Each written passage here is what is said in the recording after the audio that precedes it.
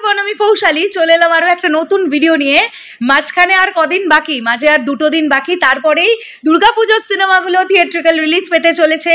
দেবদা এবং সৃজিত দার টেক্কা, এদিকে শিবপ্রসাদ মুখোপাধ্যায়, নন্দিতা রায়, কৌশানী মুখার্জি, আবির চ্যাটার্জি, রীতা বড়ির সিনেমা আসছে বহুরূপী উইন্ডোজ প্রোডাকশনের, এবং আরও একটা সিনেমা আসছে পথিকৃৎ বসুর ডিরেকশনে, মিঠুন চক্রবর্তী, দেবশ্রী রায়, সোহম চক্রবর্তী, শাস্ত্রী। তো এই 3টে সিনেমারই অ্যাডভান্স বুকিং ওপেন হয়ে গেছে গতকাল বিকেল থেকে। অ্যাডভান্স বুকিং কীরকম চলছে, বুক মাই শো এর নিরিখে আমরা কি দেখতে পাচ্ছি, আমরা কলকাতা কেন্দ্রিক সিনেমা হলগুলো নিয়ে কথা বলি। এরপরে আমরা বাদবাকি এরিয়ার সিঙ্গেল স্ক্রিনগুলো, মাল্টিপ্লেক্সগুলো নিয়ে কথা বলতে আসবো। যেটা বুক মাই শো থেকে দেখতে পাওয়া যাচ্ছে বন্ধুরা, সেটা তোমাদেরকে বলি। দেবদার টেক্কা কিন্তু অ্যাডভান্স বুকিংয়ের দিক থেকে এখনও পর্যন্ত দুর্গাপুজোর সিনেমাগুলোর মধ্যে এগিয়ে আছে।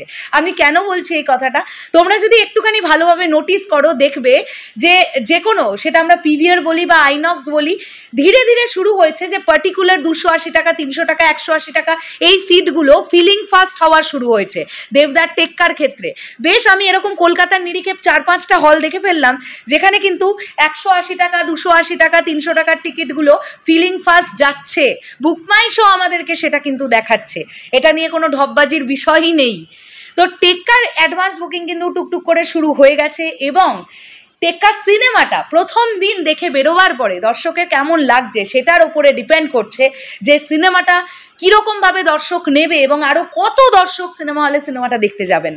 অবশ্যই আমরা আশা রাখছি, কেননা নামটা সুপারস্টার দেব। তো বক্স অফিস কিং আমরা বলে থাকি দেবদাকে পশ্চিমবাংলার। যখনই আসছেন বক্স অফিসে প্রচণ্ড ভালো বক্স অফিস হচ্ছে, টেক্কার ক্ষেত্রেও সেটা অন্যথা হবে না, আমরা এটাই আশা করব। এরপরে যদি আমরা বহুরূপীর দিকে আসি বন্ধুরা, বহুরূপীও কিন্তু প্রচুর হল পেয়েছে এবং প্রচুর ভালো ভালো টাইমে শো পেয়েছে। কারণ আছে, ঠিক মানে যতটা সিওরিটি দেবদাকে দিয়েও পাওয়া যায়, উইন্ডোজ প্রোডাকশন এমন একটা production house, specially multiplex chain বা শহর কেন্দ্রিক আরবান অডিয়েন্স আমরা যাদের বলি, উইন্ডোজ প্রোডাকশনের কিন্তু টার্গেটই আরবান অডিয়েন্স। এবং তোমরা খুব লক্ষ্য করলে প্রিভিয়াস বেশ কিছু কাজ দেখে নাও, উইন্ডোজ প্রোডাকশন ফ্লপ দিয়েছে এরকম আমরা খুব একটা শুনতে পাইনি।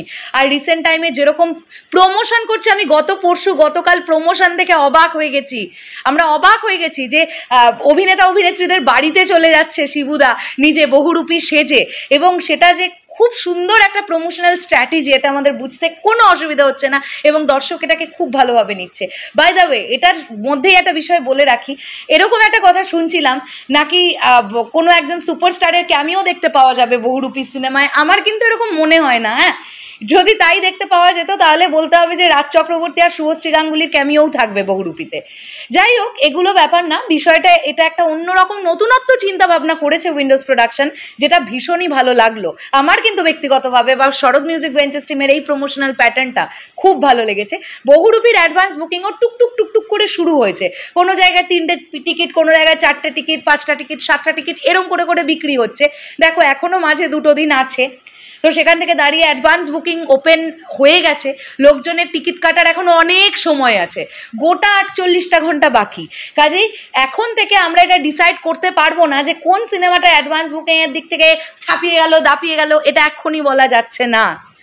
এবার যদি আমরা লাস্টে চলে আসি, শাস্ত্রীয় মানে তুলনামূলকভাবে হল পাচ্ছে, খারাপ নয়, বেশ ভালো হল পাচ্ছে। এবার সিনেমাটার যদি মেরিট থাকে তাহলে তোমরা খুব ভালোভাবেই জানো যে সিনেমা বেশি ভালো চলবে সেই সিনেমার হল বেড়ে যাবে দ্বিতীয় সপ্তাহ থেকেই। কেননা এটা মাথায় রেখো, সিনেমাগুলো রিলিজ হচ্ছে মঙ্গলবার, আর এই সিনেমাগুলোর কাছে 3 দিন সময় আছে নিজেদেরকে প্রমাণ করার জন্য।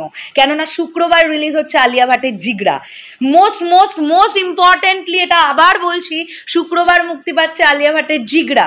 বাংলা সিনেমা যেটা সবচাইতে ভালো পারফর্ম করবে সেই সিনেমাটা স্ট্রংলি হল এবং শো টাইম, ভালো টাইমের শো টাইম ধরে রাখতে পারবে। তো সেখান থেকে শাস্ত্রী সিনেমাটার মেরিট যদি থাকে, এক তো মিঠুন চক্রবর্তী, তাকে বড় পর্দায় দেখতে বাঙালি দর্শক পছন্দ করে, এটা নিয়ে কোনো ডাউট নেই। এবার দেখা যাক শাস্ত্রী ছবিটা কীরকম কি পারফরমেন্স করতে পারে। তবে অ্যাডভান্স বুকিং আমি দেখলাম, এই শাস্ত্রী সিনেমাটার ক্ষেত্রে অ্যাডভান্স বুকিং যে ব্যাপক হারে হচ্ছে বা বেশ ভালো মতনও শুরু হয়েছে, এটা আমি এখনই বলতে বলতে পারছি না, তবে এটাও আমি বলবো না যে শাস্ত্রী সিনেমাটা অ্যাডভান্স বুকিং হবে না। ওই যে আবারও বললাম যে বাঙালি দর্শক যেটা একবার মাথায় ঢুকিয়ে নেয় যে ওরা ওই সিনেমাটাই দেখবে, তারা সেই সিনেমাটাই দেখতে যায়। আর যে সিনেমাটা মাথায় ঢুকিয়ে নেওয়ার পরে দেখে যে ওয়ার্ড অফ মাউথ স্ট্রং হয়েছে, তাহলে আরও আগে দেখতে দৌড়োয়। মানে এটাই বাঙালি অডিয়েন্সের আবেগ বেসিক্যালি দুর্গাপুজোর সিনেমাগুলোর প্রতি, আমি যা সার্ভে করে বুঝেছি গত 2-3 বছরে। এবার দেখা যাক কি দাঁড়ায়। আমি চাইবো বাঙালি দর্শক 3টে সিনেমাই দেখুক, যাদের আর্থিক সচ্ছলতা আছে। আমি তো আপনাদের কাছে অনুরোধ করব আপনারা 3টে সিনেমাই দেখুন, কেননা প্রডিউসার্সরা দিনের শেষে এসে কিন্তু তারা তাদের টাকার বিনিয়োগ করে সিনেমাগুলো তৈরি করেন। কাজেই আমরা চাইবো 3টে সিনেমাই ভালো চলুক। আলটিমেটলি বাংলা সিনেমা ভালো চললে বাংলা ইন্ডাস্ট্রির উন্নতি হবে। শেষ করলাম ভিডিওটা, আসছি আবার খুব শীঘ্রই নতুন কোনো ভিডিও নিয়ে। তাহলে এখনের জন্যে টাটা।